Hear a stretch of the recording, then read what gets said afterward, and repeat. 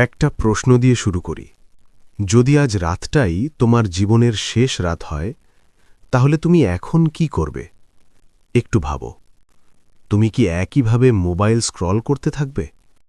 তুমি কি একইভাবে দুনিয়ার চিন্তায় ব্যস্ত থাকবে? নাকি তুমি হঠাৎ করে আল্লাহকে স্মরণ করবে? এই প্রশ্নটা অদ্ভুত মনে হতে পারে, কিন্তু সত্য হল পৃথিবীর হাজার হাজার মানুষ প্রতিদিন ঘুমাতে যায়, আর পরের দিন আর কখনো জেগে ওঠে না। মৃত্যু কখন আসবে কেউ জানে না। একটা কবরস্থান কল্পনা করো। চারদিকে নীরবতা, হালকা বাতাস বইছে।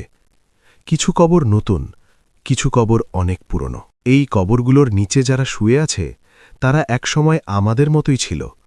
তারা হাঁটত, হাসত, বন্ধুদের সাথে গল্প করত, পরিবারের সাথে সময় কাটাত। তাদেরও অনেক পরিকল্পনা ছিল। কেউ ভাবত আমি আরও সফল হব, কেউ ভাবত আমি অনেক টাকা উপার্জন করব, কেউ ভাবত একদিন সময় পেলে আমি আল্লাহর দিকে ফিরে আসব। কিন্তু সেই একদিন আর আসেনি। মৃত্যু এসে গেছে, হঠাৎ করে, প্রস্তুতির কোনো সুযোগ ছাড়াই। এটাই দুনিয়ার সবচেয়ে বড় বাস্তবতা। আমরা সবাই জানি আমরা একদিন মারা যাব, কিন্তু আশ্চর্যের বিষয় হল আমরা এমনভাবে জীবন কাটাই যেন মৃত্যু আমাদের জন্য নয়। আমরা পরিকল্পনা করি আগামী 5 বছর নিয়ে, আমরা চিন্তা করি ভবিষ্যতের কেরিয়ার নিয়ে, আমরা স্বপ্ন দেখি বড় বাড়ি, বড় গাড়ি, বড় সাফল্যের। কিন্তু খুব কম মানুষ ভাবে, যদি আজই আমার শেষ দিন হয়? রাসূলুল্লাহ সাল্লাল্লাহু আলাইহি ওয়াসাল্লাম আমাদের একটি গুরুত্বপূর্ণ শিক্ষা দিয়েছেন। তিনি বলেছেন, এমন একটি জিনিস বেশি বেশি স্মরণ করতে হবে যা সমস্ত আনন্দকে শেষ করে দেয়। সেটা হল মৃত্যু। একদিন এক যুবক একজন জ্ঞানী ইমামের কাছে গেল। তার মুখে উদ্বেগ ছিল। সে বলল, হুজুর, আমি ভালো মানুষ হতে চাই, আমি নামাজ পড়তে চাই, আমি আল্লাহর কাছে ফিরতে চাই, কিন্তু আমার মন বারবার দুনিয়ার দিকে চলে যায়। ইমাম কিছুক্ষণ চুপ করে থাকলেন। তারপর তিনি বললেন, চলো, আমি তোমাকে একটা জায়গা দেখাই। তারা দুজন হাঁটতে হাঁটতে একটি কবরস্থানে পৌঁছাল। চারদিকে শুধু কবর। কেউ ধনী ছিল, কেউ গরিব ছিল, কেউ তরুণ ছিল, কেউ বৃদ্ধ ছিল। ইমাম ধীরে ধীরে বললেন, এই কবরগুলোর নিচে যারা আছে, তারা একসময় তোমার মতোই ছিল। তাদেরও স্বপ্ন ছিল, তাদেরও পরিকল্পনা ছিল, তাদেরও সময় ছিল, কিন্তু আজ তারা আর কিছুই করতে পারছে না।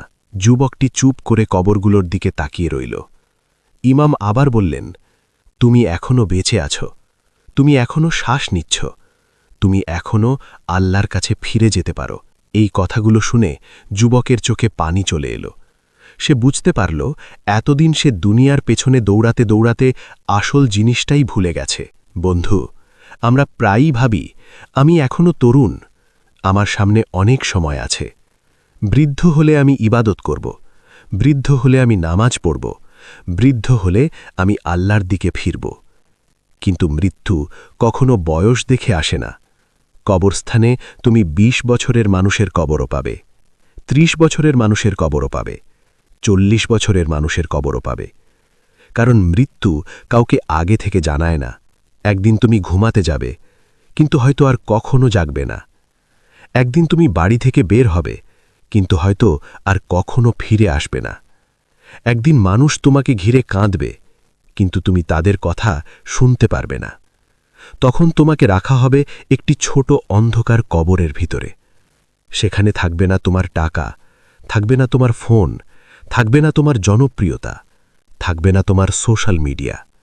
শুধু থাকবে তোমার আমল, তোমার নামাজ, তোমার সৎ কাজ, তোমার দান, তোমার আল্লাহর স্মরণ। এই কারণেই ইসলামে মৃত্যু স্মরণ করা এত গুরুত্বপূর্ণ। কারণ মৃত্যু মনে পড়লে মানুষের অহংকার কমে যায়। মৃত্যুর কথা মনে পড়লে মানুষ পাপ থেকে দূরে সরে যায়। মৃত্যুর কথা মনে পড়লে মানুষ বুঝতে পারে যে এই পৃথিবী স্থায়ী নয়, এই পৃথিবী শুধু একটি পরীক্ষা। একজন সাহাবী বলেছিলেন, দুনিয়াতে এমনভাবে থাকো যেন তুমি একজন পথিক, একজন ভ্রমণকারী, যে জানে এই জায়গাটা তার স্থায়ী বাড়ি নয়। আমাদের আসল বাড়ি হল আখিরাত, আমাদের আসল লক্ষ্য হল জান্নাত। কিন্তু জান্নাত পেতে হলে আমাদের জীবনটা বদলাতে হবে। আজ যদি আমরা নামাজকে অবহেলা করি, আজ যদি আমরা আল্লাহকে ভুলে যাই, আজ যদি আমরা শুধু দুনিয়ার পেছনে দৌড়াই, তাহলে একদিন কবরের অন্ধকারে দাঁড়িয়ে আমাদের আফসোস করতে হবে। আর সেই আফসোস তখন কোনো কাজে আসবে না। কিন্তু একটা সুখবর আছে, তুমি এখনও বেঁচে আছো, তুমি এখনও শ্বাস নিচ্ছ, মানে আল্লাহ এখনও তোমাকে সুযোগ দিচ্ছেন, নিজেকে বদলানোর সুযোগ, তওবা করার সুযোগ, আল্লাহর দিকে ফিরে আসার সুযোগ।